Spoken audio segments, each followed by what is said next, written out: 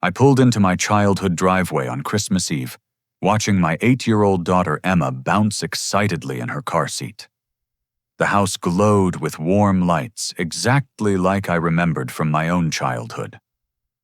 But when we walked through that front door, my father Harold looked down at Emma with cold eyes and declared, "Only good kids get presents. Your bastard child can get out." Emma froze, tears sliding down her cheeks silently.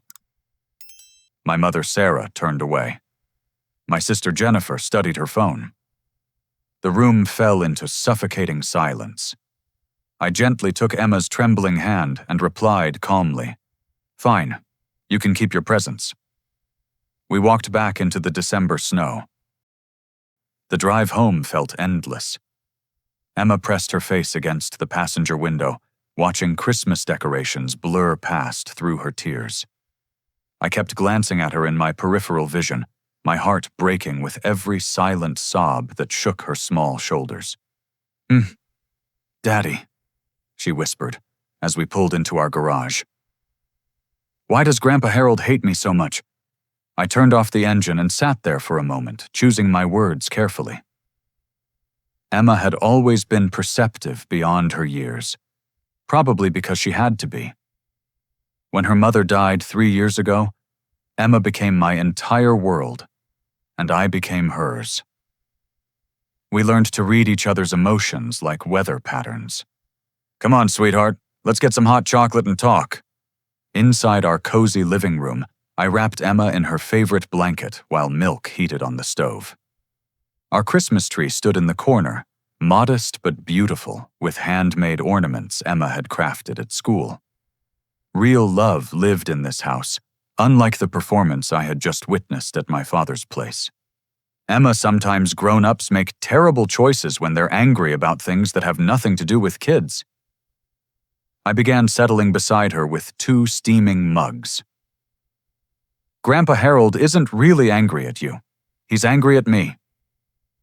"But why?" Emma's dark eyes searched my face for answers I wasn't sure I should give an 8-year-old.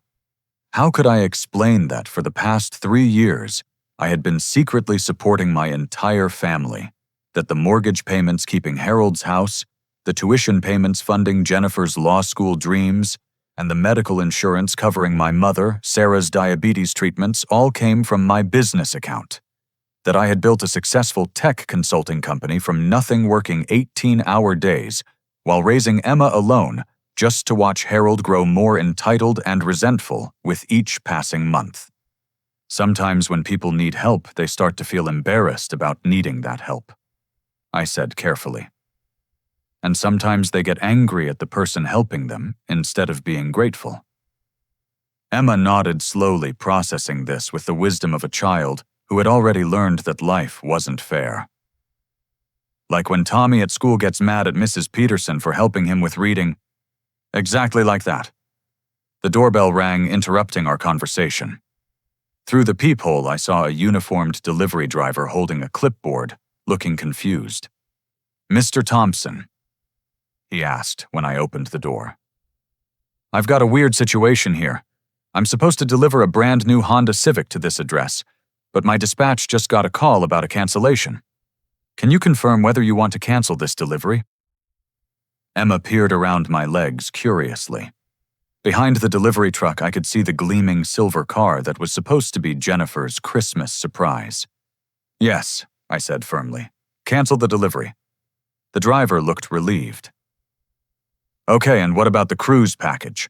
My supervisor said there's also a cancellation for a 7-day Caribbean trip booked under Harold and Sarah Thompson.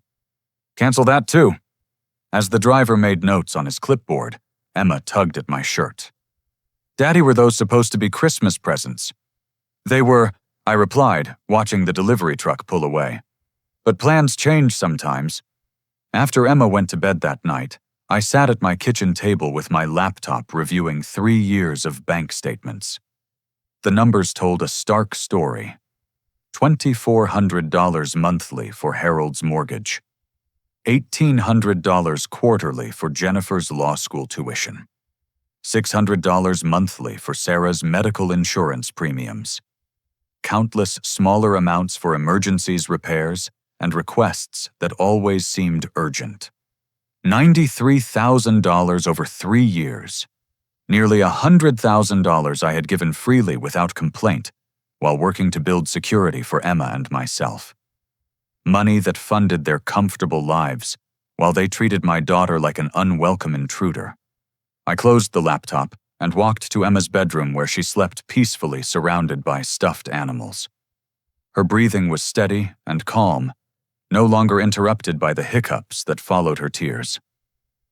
Looking at her innocent face, I made a decision that would change everything. My phone buzzed with a text message from Harold. "Stop being dramatic. Come back tomorrow for Christmas dinner. Emma can apologize." I deleted the message without responding. Emma had nothing to apologize for, but my family was about to learn what accountability actually meant.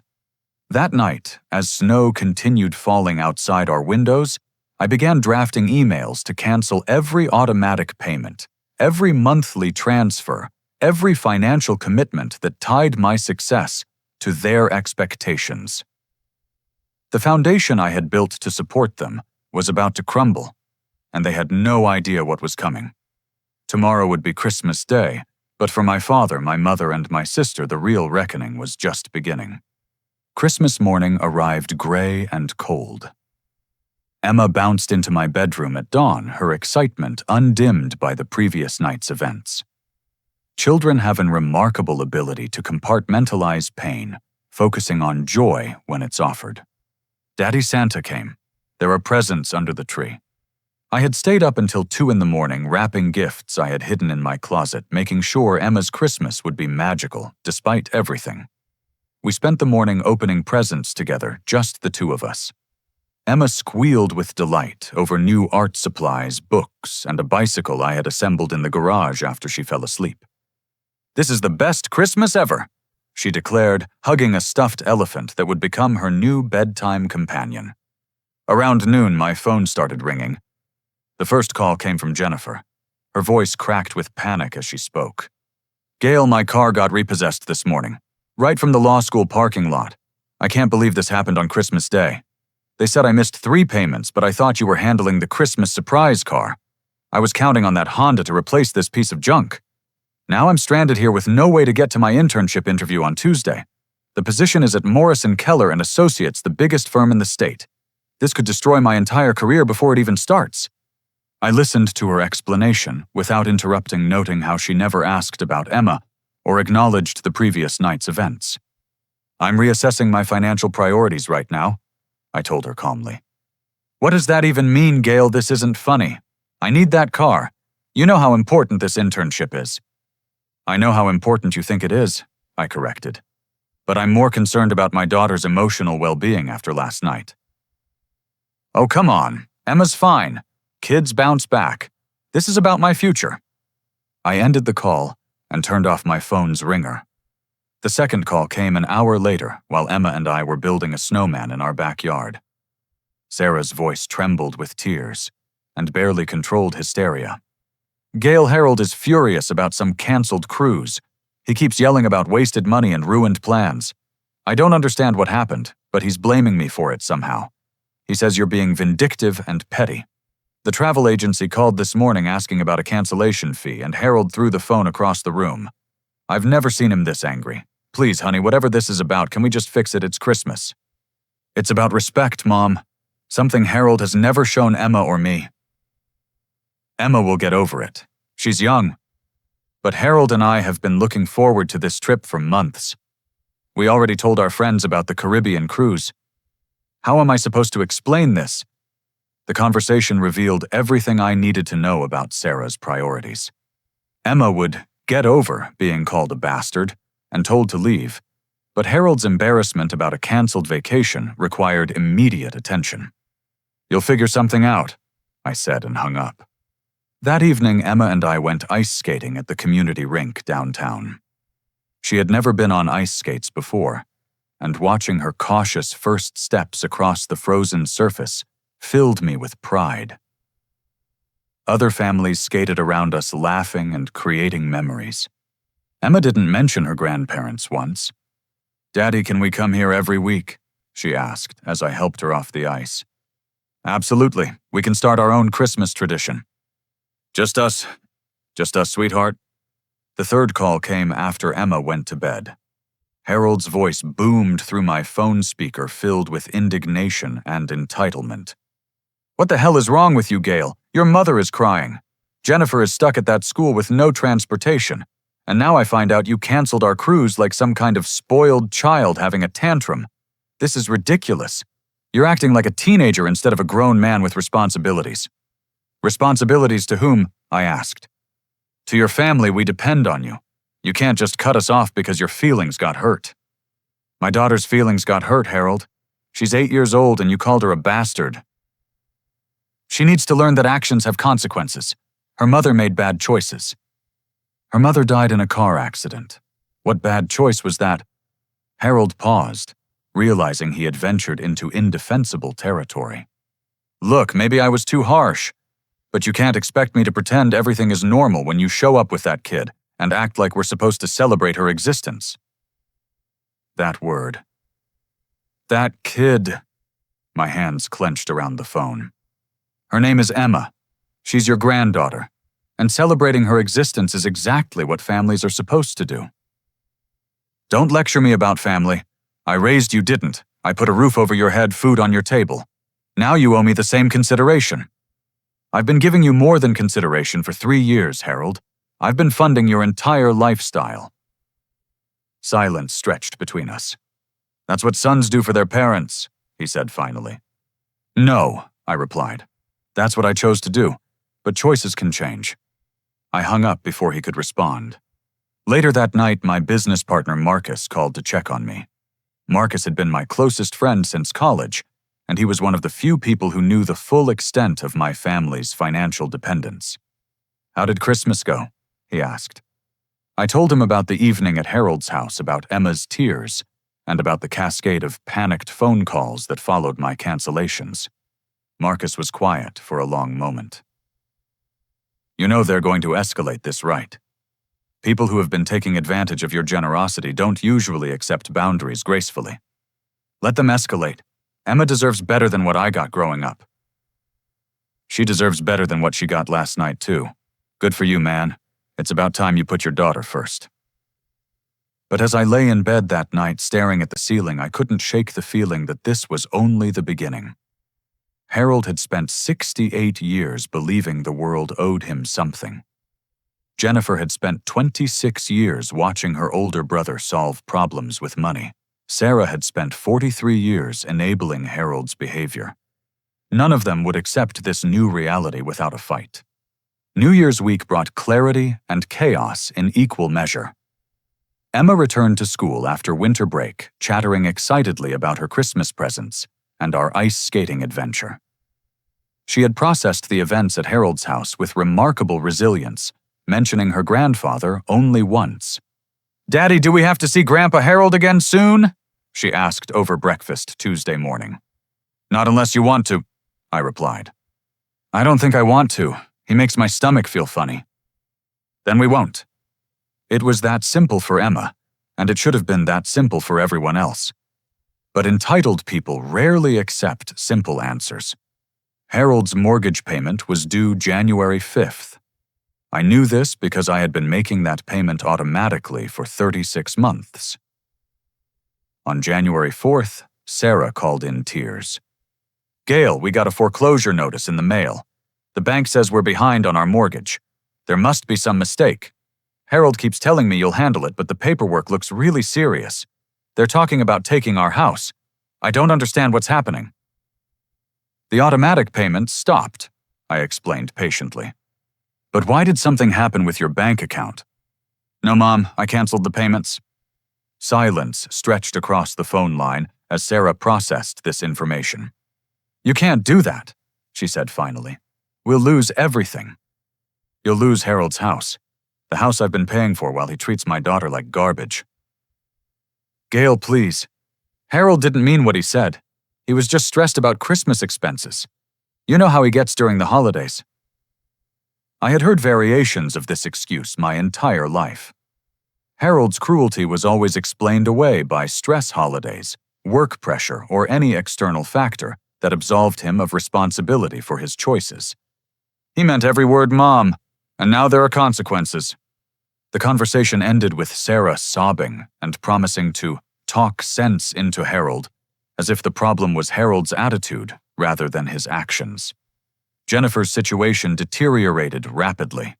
Her law school sent an academic suspension notice when her tuition payment failed to process. She called me Wednesday morning, her voice shaking with panic and rage. My entire academic career is ruined because you decided to have a temper tantrum. Do you understand what you've done? 3 years of law school down the drain? My internship is gone. My future is destroyed. All because your feelings got hurt at Christmas dinner. My daughter's feelings got hurt, I corrected, by people who should protect her. Emma is fine. She's a kid. Kids forget things. Do you remember being 8 years old, Jennifer? Of course. Do you remember the mean things adults said to you when you were 8? A pause. That's different. How? It just is. Look, I'm sorry Harold was harsh, okay, but this punishment doesn't fit the crime. You're destroying multiple lives over one bad evening. I'm protecting one innocent child from multiple destructive adults. Thursday brought escalation. Harold arrived at my house unannounced while I was working in my home office, and Emma was at school. I watched through my window as he climbed out of his aging pickup truck, his face red with anger and exertion.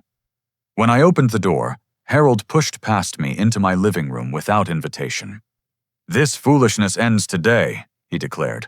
You're going to restore those payments and fix this mess you created. You're going to leave my house, I replied calmly. Not until you listen to reason. Your mother is having anxiety attacks. Jennifer might have to drop out of law school. I could lose the house I've lived in for 20 years, all because you're acting like a spoiled child. All because you called my daughter a bastard and told her to leave. She needed to learn boundaries. She's 8 years old, Harold. The only person who needs to learn boundaries is you. Harold's face darkened. That girl has been nothing but trouble since the day she was born. Her mother trapped you with an unwanted pregnancy, and now you're letting that mistake ruin our family. The words hung in the air like poison. Emma wasn't a mistake.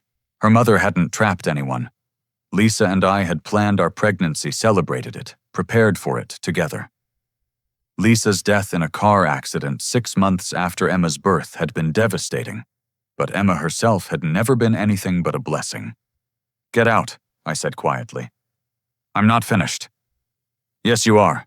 Get out of my house before I call the police. Harold studied my face and apparently saw something that convinced him I meant business. He stormed toward the door, then turned back.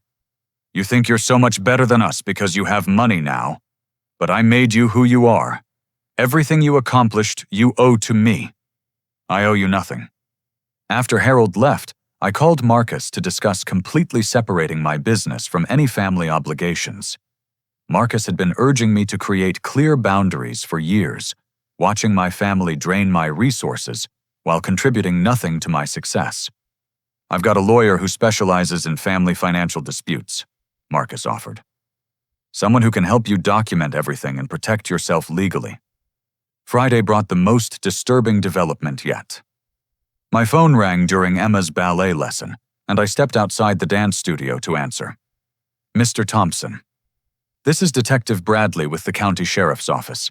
I need to ask you some questions about a private investigation that's been opened into your finances. My blood ran cold. I'm sorry, what? Your father, Harold Thompson, hired a private investigator to look into your business accounts and personal assets. The PI contacted our office because some of the requested information would require a court order to obtain legally. We're calling to verify that you haven't given permission for this investigation. Absolutely not. I had no idea this was happening. That's what I figured. Mr. Thompson claimed you were hiding marital assets or something similar, but our records show you're not married and have no pending legal disputes. The PI was asking for access to bank records, business accounts, and property assessments, all of which would be illegal for him to obtain without your consent or a court order. After I hung up, I sat in my car outside the ballet studio, watching Emma practice her plie through the window. The innocence on her face contrasted sharply with the ugliness my family was creating behind the scenes. Harold had hired a private investigator. He was so convinced that I was hiding money out of spite that he was willing to invade my privacy and potentially commit crimes to prove it. The entitlement went deeper than I had ever imagined. When Emma emerged from ballet class, her face glowing with exertion and joy, she climbed into the car and announced, "Miss Jennifer says I'm getting really good at my turns." "That's wonderful, sweetheart." "Daddy, why do you look sad?" I forced a smile. "I'm not sad when I'm with you. I was just thinking about boring grown-up stuff." "Is it about Grandpa Harold again?" The fact that Emma instinctively connected my mood to Harold's behavior told me everything I needed to know. His toxicity was affecting her even when he wasn't present. "A little bit, but don't worry about it. How about we get ice cream on the way home?" As we drove to the ice cream parlor, Emma chattering about ballet positions and weekend plans, I realized that my family's escalating desperation was actually clarifying something important. Their panic wasn't about losing financial support. It was about losing control over me. For 34 years, I had been the family problem solver. The one who worked harder, earned more, and quietly fixed everything that went wrong. My success had become their safety net, and they had grown so comfortable with that arrangement that they forgot it was voluntary. But Emma changed everything. She gave me a reason to prioritize differently, to value kindness over obligation, and to choose love over duty. My family couldn't accept that an 8-year-old girl mattered more to me than their comfort. They were about to learn how much that choice was going to cost them. January 15th brought a revelation that changed everything I thought I knew about my family's financial situation. I was reviewing quarterly business reports in my office when my lawyer, Patricia Newman, called with news that made my stomach drop. "Gale, we have a serious problem. The private investigator your father hired apparently decided to dig deeper than Harold requested. Instead of just investigating your assets, he started looking into how Harold has been managing his own finances. What he found could constitute identity theft and fraud." I set down my coffee cup with trembling hands. "What do you mean?" "Harold has been using your name, your business success, and your credit rating to secure loans and credit lines that he has no ability to repay. We're talking about forged signatures on loan applications, false income statements claiming he works for your company, and credit card accounts opened using your business address, but his personal information." The room seemed to tilt around me. "How much money are we talking about?" Preliminary estimates suggest around $47,000 in fraudulent debt across 6 different financial institutions. The private investigator contacted my office because he realized he had uncovered evidence of crimes, and he wanted legal protection before reporting his findings. "Crimes that Harold committed. Crimes that Harold committed using your identity and business reputation as collateral." That afternoon, I picked Emma up from school and drove straight to Marcus's office. Emma settled in the conference room with her homework and art supplies, while Marcus and I reviewed the private investigator's findings with Patricia. The documents spread across the conference table painted a picture of systematic financial fraud spanning nearly 2 years. Harold had been forging my signature on loan applications, claiming I was a co-signer or guarantor for debts he couldn't qualify for independently. He had opened credit cards using my business address, presumably to intercept mail before I could discover the accounts. "The most disturbing part," Patricia explained, "is that he's been making minimum payments on these fraudulent accounts using the money you've been sending him for mortgage and living expenses. Essentially, you've been unknowingly funding his fraud scheme." Marcus shook his head in disgust. "So while Gale was paying Harold's legitimate bills, Harold was using that financial stability to commit identity theft and rack up additional secret debts." "Exactly. And when Gale stopped the payments earlier this month, Harold panicked because he couldn't maintain the minimum payments on the fraudulent accounts." The betrayal cut deeper than anything Harold had said to Emma on Christmas Eve. This wasn't just cruelty or entitlement. This was criminal activity that could have destroyed my business reputation and personal credit if it had continued. What are my options? I asked. You file charges immediately, Patricia said without hesitation. This isn't a family dispute anymore. This is identity theft, fraud, and forgery, federal crimes. That evening, I called Sarah to ask if she knew about Harold's financial crimes. Her reaction told me everything I needed to know. Gale, you don't understand. Harold has been under so much pressure. The bills kept piling up and you were helping, but it wasn't enough. He was just trying to keep us afloat until things got better. Mom, he forged my signature on loan applications. He opened credit cards in my name. That's not pressure, that's theft. He didn't mean any harm. He always planned to pay everything back when his disability settlement comes through. What disability settlement? A long pause. Harold hurt his back at work 3 years ago. He filed for compensation. The lawyer says it could be a substantial settlement. 3 years ago. Right around the time Harold's financial dependence on me had begun. Right around the time I had started paying his mortgage and covering his expenses. Harold hadn't just been taking my money while pursuing legal compensation for a work injury. He had been actively defrauding financial institutions using my identity as leverage. Sarah, he's been committing crimes using my name. I could go to prison for things I didn't do if this continues. You're being dramatic. Nobody's going to prison. Harold will figure something out. Harold already figured something out. He figured out how to steal from banks using my reputation. The conversation ended with Sarah hanging up on me when I mentioned filing criminal charges. The next morning brought a phone call that pushed me past my breaking point. Emma's school counselor, Mrs. Rodriguez, asked me to come in for an urgent meeting. Mr. Thompson, I received a concerning phone call yesterday from someone claiming to be Emma's grandfather. He expressed worry about Emma's home environment and suggested that financial instability might be affecting her well-being. I felt heat rise in my chest. Financial instability. He mentioned that you had recently made some irresponsible financial decisions that could impact Emma's care.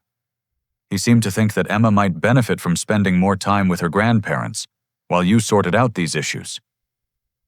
Harold was now attacking my parenting, trying to use Emma's school to pressure me into restoring his financial support. He was weaponizing concern for Emma's welfare to manipulate the situation. Mrs. Rodriguez, I need to explain what's really happening here. I spent the next hour outlining the events of Christmas Eve, the financial fraud I had discovered, and Harold's escalating attempts to maintain control over my resources. Mrs. Rodriguez listened with growing concern, taking notes and asking clarifying questions. Mr. Thompson, I've worked with families for 15 years, and this sounds like financial abuse. Your father has been exploiting your success while undermining your authority as Emma's parent. The fact that he's now involving Emma's school suggests that his behavior is escalating dangerously. What should I do? Document everything. File the criminal charges your lawyer recommended, and consider a restraining order to protect both you and Emma from further harassment. That afternoon, Emma asked me the question I had been dreading. Daddy, why would Grandpa Harold call my school? Mrs. Rodriguez said someone was worried about me, but I'm not worried about anything. Emma was too smart to accept vague explanations. She deserved age-appropriate honesty about what was happening. Grandpa Harold is angry that I stopped giving him money, so he's trying to cause problems for us. He told your school that he was worried about you, but really he was trying to make me look like a bad daddy. Emma processed this information with the seriousness of a much older child. That's lying, she said finally. Yes, it is. And lying is wrong. Yes, it is. So Grandpa Harold is doing wrong things because he's angry. That's exactly right, sweetheart. Emma nodded thoughtfully. Like when Tommy throws blocks at school because he's mad about losing a game. Exactly like that. Except Grandpa Harold is a grown-up, so his tantrums are more serious. That evening, as I tucked Emma into bed, she asked one more question that broke my heart. Daddy, is it my fault that Grandpa Harold is doing bad things? I sat on the edge of her bed and looked directly into her eyes. Emma listened to me very carefully. None of this is your fault. Not even a tiny bit. Grandpa Harold's choices belong to him, and his anger belongs to him. You are a wonderful, loving, smart little girl, and any grown-up who can't see that has something wrong with their heart, not with you. Promise? I promise. And do you know what else I promise? What? I promise that I will always choose you. No matter who gets angry, no matter who tries to make me feel guilty, no matter what anyone threatens. You are the most important person in my world, and protecting you is my most important job. Emma smiled and hugged her stuffed elephant tightly. I love you, Daddy. I love you too, sweetheart. Forever and always. As I closed her bedroom door and walked back to my office, I felt something shift inside me. Harold had crossed the final line by involving Emma's school and questioning my fitness as a parent. His financial crimes were bad enough, but attacking my relationship with Emma was unforgivable. Tomorrow I would file criminal charges. Tomorrow I would request a restraining order. Tomorrow I would stop being the family peacekeeper and start being the father Emma deserved. Harold wanted to play hardball. He was about to learn that protecting my daughter brought out a side of me he had never seen before.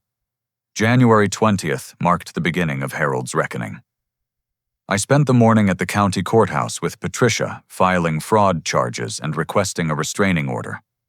The paperwork felt surreal, signing documents that would potentially send my own father to jail. But every time doubt crept in, I remembered Emma's tears on Christmas Eve and Harold's attack on my parenting. The restraining order will prevent Harold from contacting you, Emma, or anyone associated with your business, Patricia explained as we left the courthouse. If he violates it, he'll be arrested immediately. How long does the fraud investigation take? With this much documentation, probably 6 to 8 weeks. The private investigator essentially did the police's job for them. Harold's guilt is pretty obvious. That afternoon, I received a call from Jennifer. Her voice carried a desperation I had never heard before. Gale, they suspended me from law school. 3 years of education down the drain because you decided to stop paying my tuition over some stupid family argument. My professors say I can reapply next semester if I can prove financial stability, but my credit is ruined from the car repossession. Have you considered getting a job? I asked. A job? I'm a law student. I don't have time for a job. Besides, I've never worked in retail or food service or whatever you think I should do. My entire focus has been on academic excellence and preparing for my legal career. Jennifer, you're 26 years old. Most people have been working for 8 years by your age. Most people don't have the opportunity to attend prestigious law schools. Most people don't have family who can support their educational dreams. I thought we were better than most people. The entitlement in her voice was staggering. Jennifer genuinely believed that her academic pursuits exempted her from the financial responsibility that governed everyone else's life. We are better than most people. I agreed. We're better because we protect children from cruelty and hold adults accountable for their actions. Emma wasn't hurt that badly. Kids are resilient. Kids are resilient when the adults in their lives support their resilience. They're damaged when those adults dismiss their pain. Fine. Harold was wrong to say what he said. There, are you happy?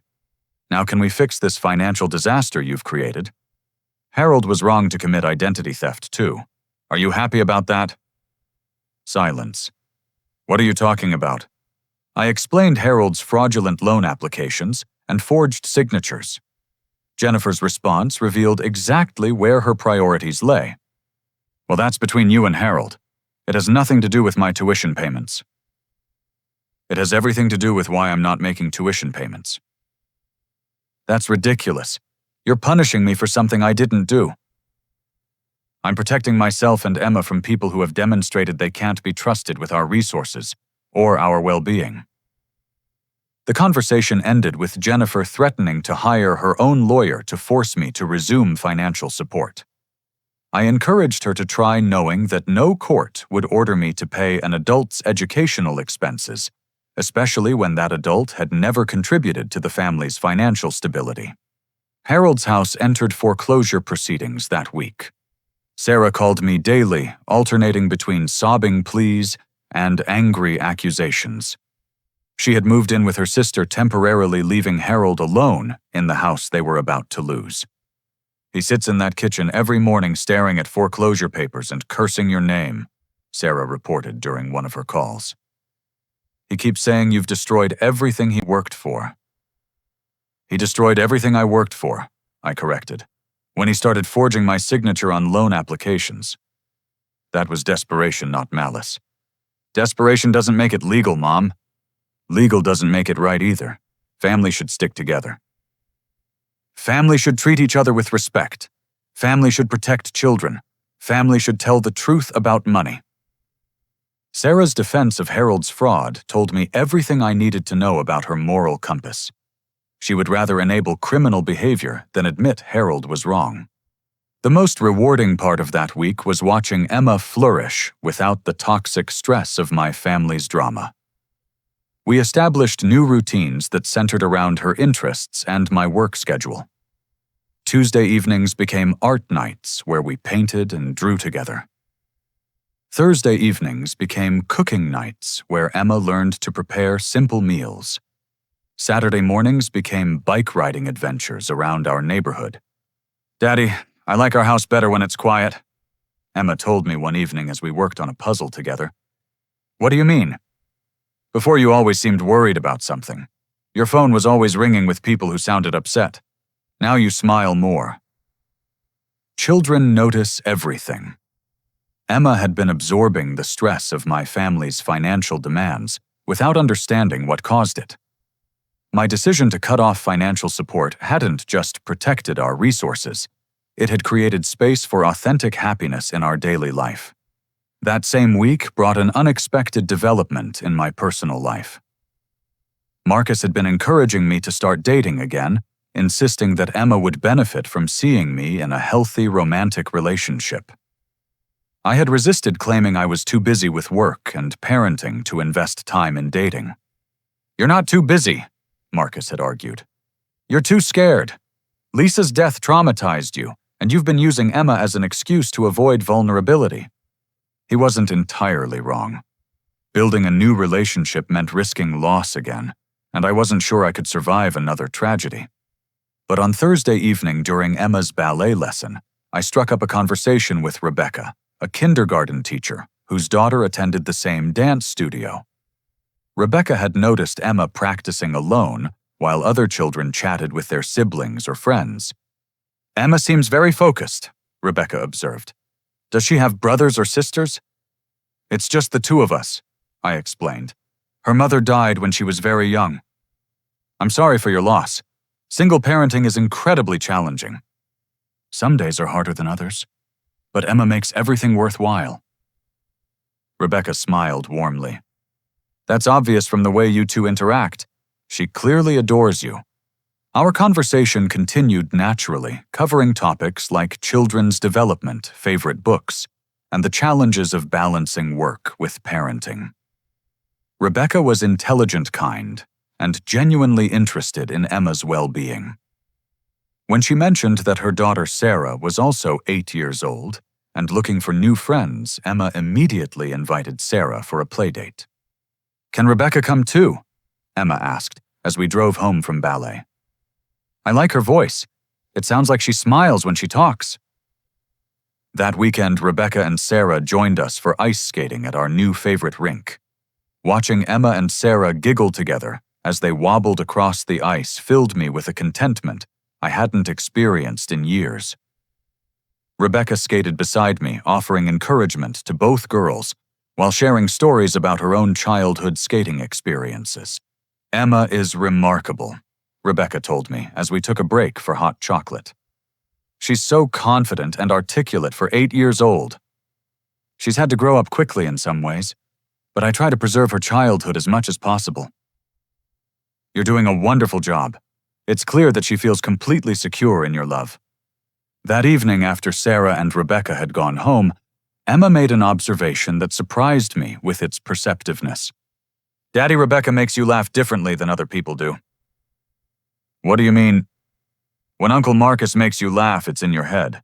When Rebecca makes you laugh, it's in your whole body." 8 years old, and she understood the difference between intellectual amusement and genuine joy. "Do you like Rebecca?" I asked. "I love Rebecca, and I love Sarah. Can we see them again soon?" "I think we can arrange that." Meanwhile, my business was thriving without the constant distraction of family financial crises. 3 new clients signed contracts that month, drawn by the reputation for reliability and innovation that Marcus and I had built over 5 years. The irony wasn't lost on me. Cutting off my family's financial support had actually improved my ability to focus on generating income. One client specifically mentioned that he had heard positive things about my character and integrity from other business owners in our industry. Harold's attempts to sabotage my professional relationships by contacting clients had backfired completely. Instead of damaging my reputation, his calls had highlighted the contrast between my professionalism and his desperation. "Your father called our office claiming you were financially irresponsible," the client had told Marcus. "But given that he was calling to complain about you not giving him money, it seemed like you might actually be the responsible one in that relationship." By the end of January, the pieces of my new life were falling into place. Emma was happier and more secure than she had been in months. My business was growing rapidly. Rebecca and I were developing a friendship that might become something deeper. And most importantly, I was learning to prioritize love over obligation, kindness over duty, and Emma's well-being over anyone's expectations. Harold's fraud charges were moving through the legal system. Jennifer was learning what adult responsibility actually required. Sarah was beginning to understand that enabling destructive behavior wasn't the same as being loyal. For the first time in years, I felt like I was living my own life instead of managing everyone else's problems. The price of that freedom had been higher than I expected, but Emma's smile was worth every difficult conversation and every burnt bridge. My family had taught me what I was running from. Emma was teaching me what I was running toward. February brought consequences that I had hoped for, but never quite believed would materialize. The legal system moved faster than Patricia had predicted, partly because Harold's fraud had been so extensive and poorly concealed. On February 8th, I received a call from Detective Bradley informing me that Harold had been arrested that morning. He was charged with 3 felony counts of identity theft, 6 counts of fraud, and 2 counts of forgery. The evidence was overwhelming thanks to the private investigator's thorough documentation. "Your father tried to claim that you had given him permission to use your information for loan applications," Detective Bradley explained. "But the dates on some of these documents go back to before your business was even incorporated." He basically proved his own guilt by lying about the timeline. Emma was at school when the arrest happened, which I appreciated. Despite everything Harold had done, I didn't want her to associate her grandfather's legal troubles with any satisfaction on our part. Justice isn't revenge, and I wanted Emma to understand the difference. That afternoon, I picked Emma up from school and drove to the community center where she had started taking art classes. Watching her paint watercolor flowers while chatting happily with other children reminded me why every difficult decision had been worthwhile. She was flourishing in an environment free from Harold's toxicity and my family's drama. "Daddy, Mrs. Peterson says I have good color sense," Emma announced as we drove home. "She thinks I might want to take advanced art classes next year." "That sounds wonderful, sweetheart. You can take whatever classes make you happy." "Can Rebecca come to my art show next month? I want to paint something special for her." Emma's affection for Rebecca had grown steadily over the past 3 weeks. They shared a love of books, animals, and creative projects. More importantly, Rebecca treated Emma with the consistent kindness and respect that my family had never offered. "I'm sure Rebecca would love to come to your art show." That evening, Sarah called to inform me about Harold's arrest. Her voice carried a mixture of shock, anger, and something that might have been relief. "They took him away in handcuffs, Gale, in front of all the neighbors. Mrs. Patterson was outside gardening and she saw the whole thing. How am I supposed to explain this to people?" You tell them the truth, Mom. Harold committed crimes and got caught. He was desperate. You pushed him to this by cutting off his support. I had heard variations of this blame shifting my entire life, but it struck me differently now. Sarah wasn't just defending Harold. She was defending her own choice to enable his behavior for decades. Harold's desperation doesn't excuse fraud, and my boundaries don't excuse his crimes. He made these choices. What's going to happen to him?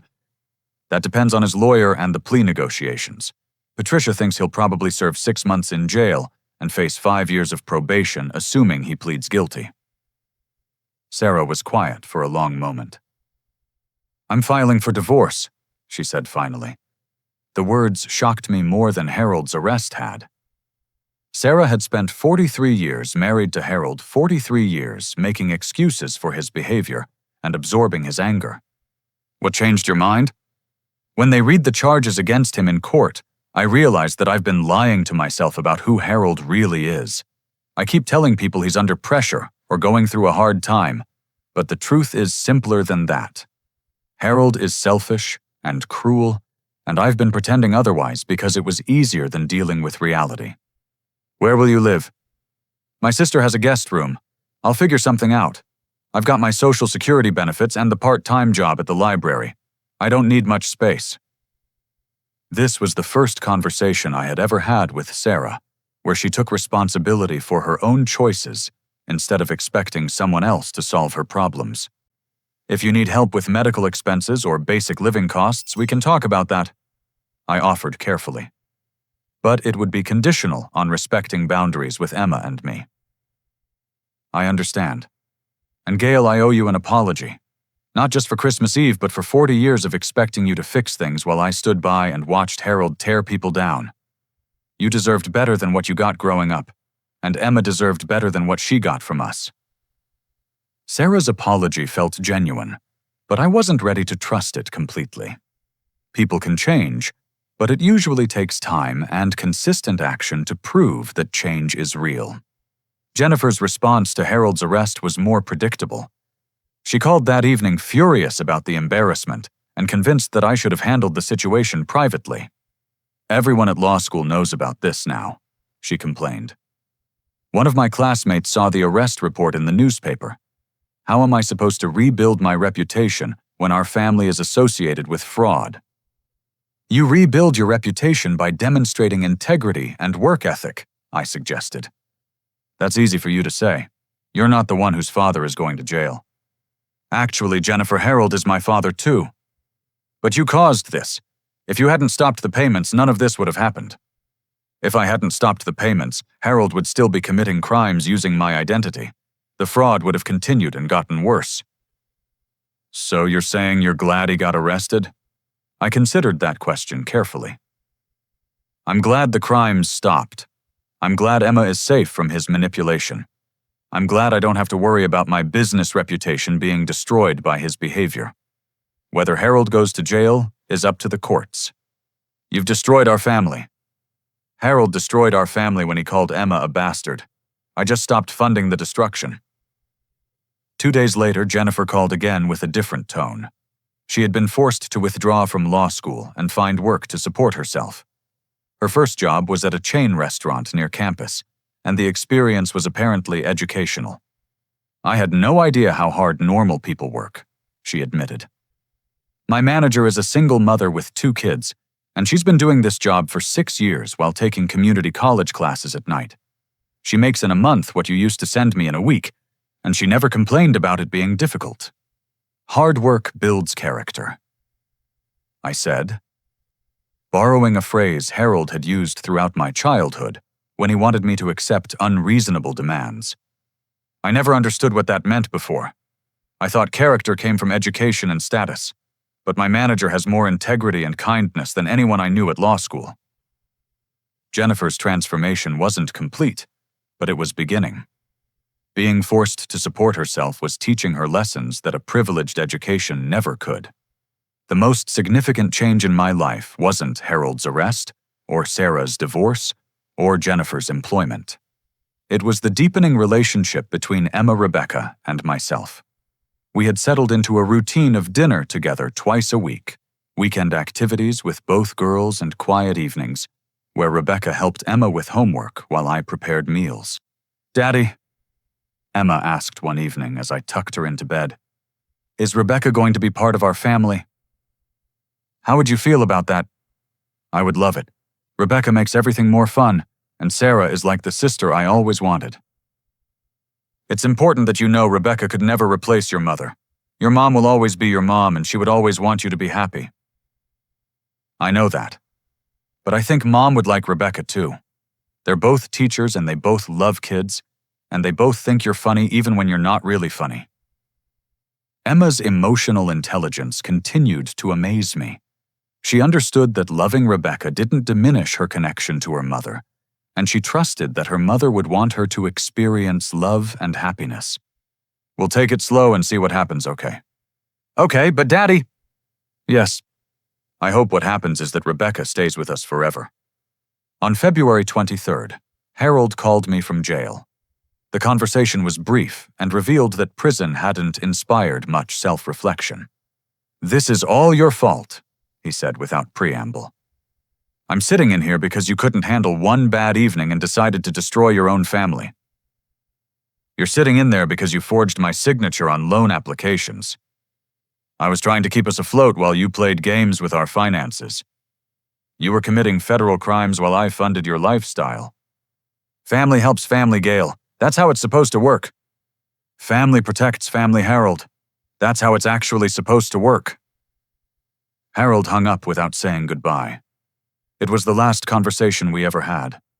2 weeks later, Harold pleaded guilty to all charges in exchange for a reduced sentence. He would serve 6 months in county jail, followed by 5 years of probation. As part of his probation terms, he was prohibited from opening new credit accounts or applying for loans without supervision from a probation officer. The legal consequences felt appropriate, but the emotional justice was more complex. Harold would never apologize for calling Emma a bastard. He would never acknowledge that his behavior had been destructive. He would never take responsibility for the pain he had caused our family. But Emma was safe from his toxicity. Sarah was free from his manipulation. Jennifer was learning independence and empathy. And I was building the kind of family that prioritized love over obligation, kindness over control, and protection over profit. Sometimes justice isn't about punishment. Sometimes it's simply about creating space for good people to flourish without interference from destructive influences. Harold got exactly what he deserved, and more importantly, Emma got exactly what she deserved too. Spring arrived with a sense of renewal that felt symbolic. Emma's 9th birthday fell on a warm April day, and we celebrated with a party that represented everything our new life had become. Rebecca and her daughter Sarah were there, along with Marcus and his family, Emma's art teacher, Mrs. Peterson, and several friends from school. The guest list was small, but filled with people who genuinely cared about Emma's happiness. There were no obligatory relatives, no adults who made Emma feel uncomfortable, no undercurrents of financial tension or emotional manipulation. Just pure celebration of a remarkable little girl who had weathered family trauma with grace and resilience. "Daddy, this is the best birthday I've ever had," Emma announced as she blew out her candles. "Everyone here actually likes me." The simplicity of that statement broke my heart and filled it simultaneously. A 9-year-old child should never have to distinguish between adults who like her and adults who tolerate her. But Emma's observation reflected hard-won wisdom about the difference between authentic and performative relationships. Harold was serving his sentence in county jail, scheduled for release in August. Sarah visited him twice, then stopped going.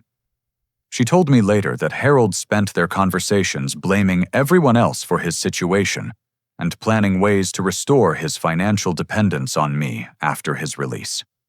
"He hasn't learned anything," Sarah reported sadly. "He still thinks he was justified in everything he did because you owed him support. He keeps talking about his rights as your father and his expectations for when he gets out." "What did you tell him?" "I told him that expectations and reality are two different things, and he better start preparing for reality." Sarah's transformation had been the most surprising development of the past year. Free from Harold's constant anger and demands, she blossomed into the thoughtful, creative person she had been before. 43 years of marriage wore her down. She got her own apartment, expanded her hours at the library, and started taking watercolor classes with Emma.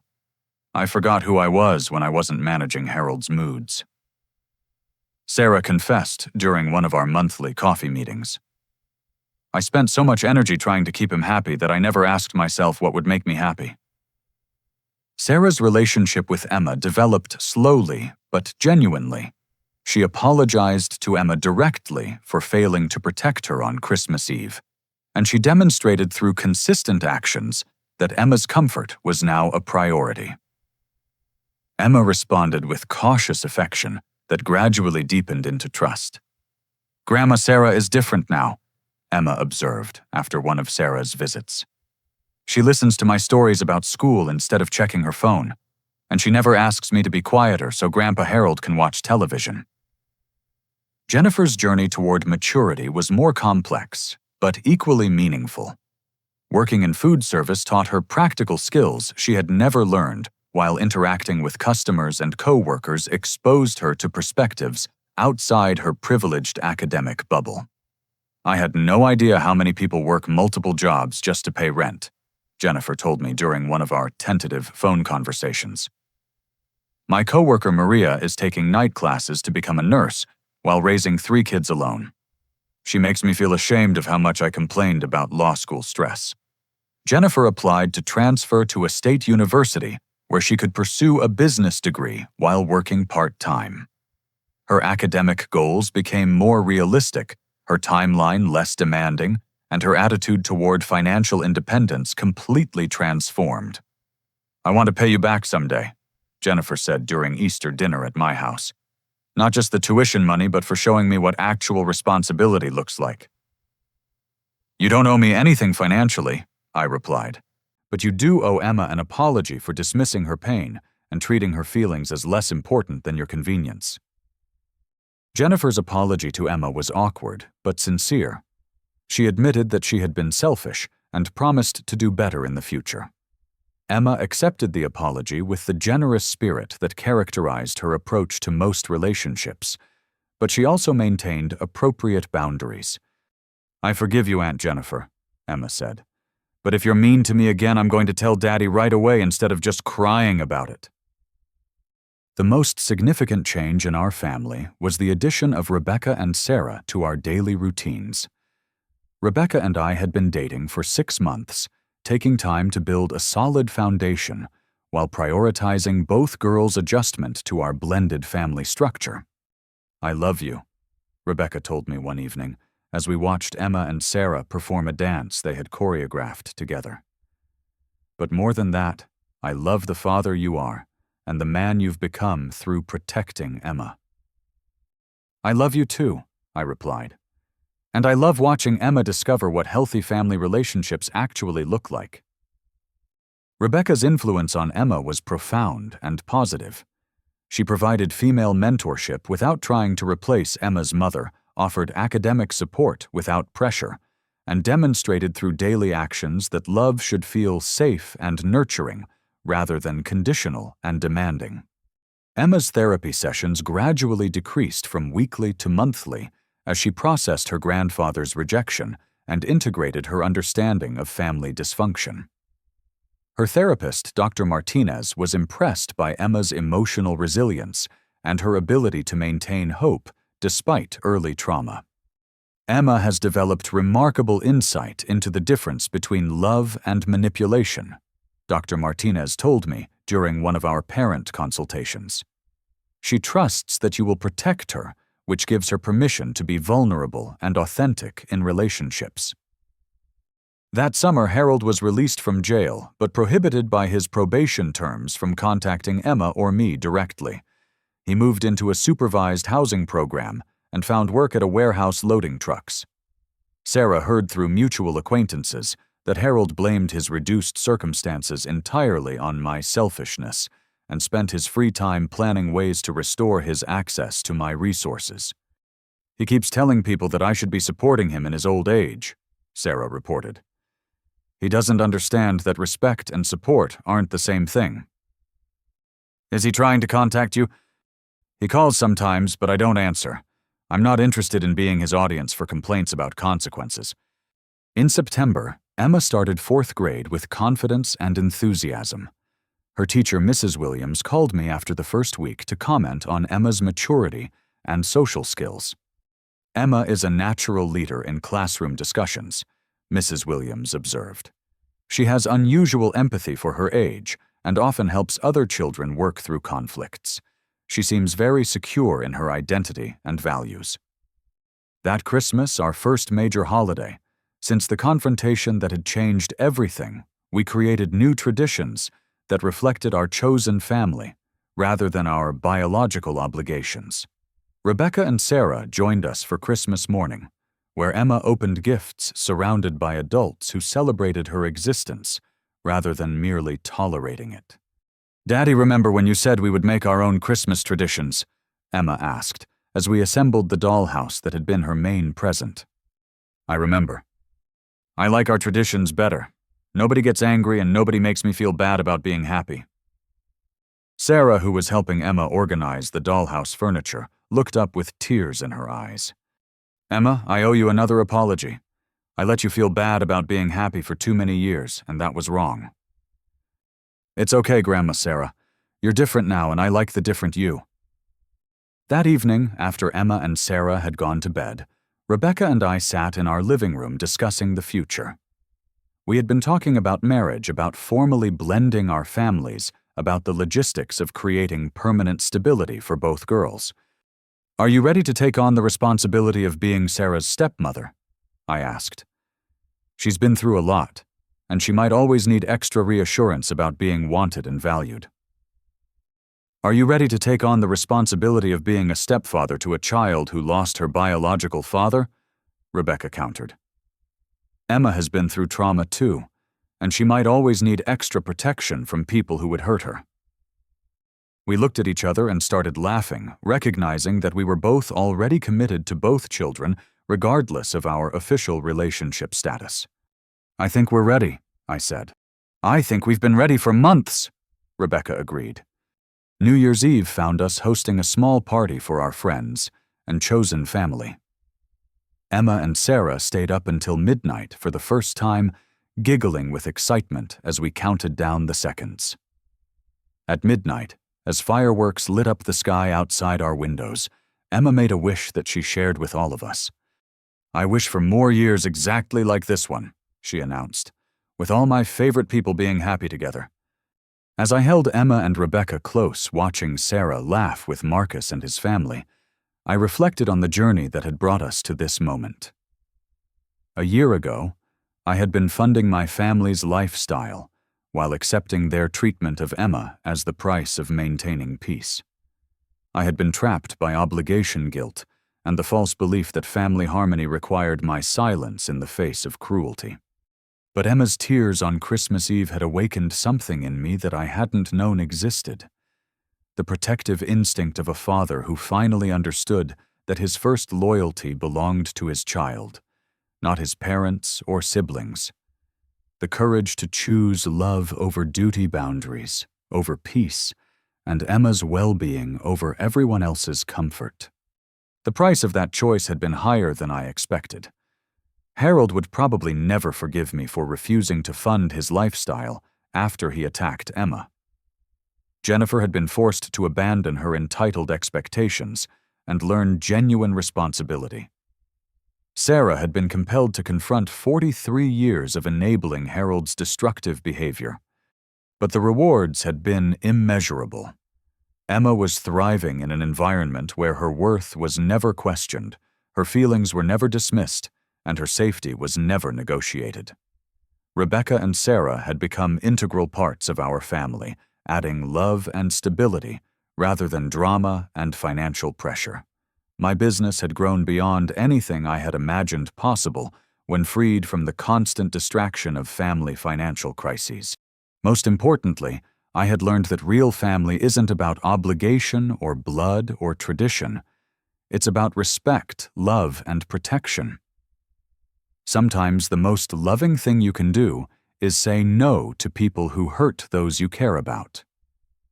Sometimes the greatest gift you can give your child isn't money or opportunities, but the knowledge that they have value regardless of what others think, and that their parent will always choose their well-being over anyone's approval. Emma deserved better than I had growing up, and creating that better world for her meant having the courage to stand up to people who demanded my resources but never offered their respect. The greatest lesson I learned wasn't about money or family or justice. It was about the difference between being a good son and being a good father, and the reality that sometimes those roles are incompatible. I chose to be a good father. Every difficult conversation, every burnt bridge, every moment of doubt had been worth it to see Emma laugh without looking over her shoulder for adult disapproval. Worth it to watch her paint with confidence, dance with joy, and love with the generous spirit that comes from feeling completely secure in being loved. Harold taught me what I was running from. Emma taught me what I was running toward. And Rebecca showed me that building something beautiful was always better than maintaining something broken. As the fireworks faded and our guests began saying their goodbyes, Emma fell asleep on the couch between Rebecca and me. Her face was peaceful, her breathing steady, her body completely relaxed in the security of being surrounded by people who cherished her existence. "She's going to be okay," Rebecca whispered, smoothing Emma's hair with gentle fingers. "She's going to be more than okay," I replied. "She's going to be extraordinary." And in that moment, surrounded by love freely given and joyfully received, I knew that every sacrifice had been worth this single perfect moment of peace. The family I was born into taught me about obligation and control. The family I chose taught me about love and protection. The family Emma would grow up in would teach her that she deserved both happiness and respect, that boundaries and kindness could coexist, and that real love never requires you to accept cruelty as the price of belonging. That was my gift to her. That was my legacy. And that was more valuable than any amount of money I could have spent trying to purchase peace with people who confused fear with respect and compliance with love. Emma was home. We were home. And Harold's anger couldn't touch us here. I hope this story resonated with those of you who have faced difficult choices between family loyalty and protecting the people you love most. Have you ever had to set boundaries with family members who confused support with enabling? How did you navigate the balance between honoring your relationships and protecting your children? Please share your thoughts in the comments below. And if this story touched your heart, please like this video and share it with someone who might need to hear this message. Don't forget to subscribe for more stories about finding courage in difficult family situations and choosing love over obligation. Thank you for listening to Emma's story and mine. I hope you all find the strength to choose the well-being of those you love most, even when that choice comes with a price. Until next time, may your families be built on love rather than fear, and may your children always know that they are valued exactly as they are.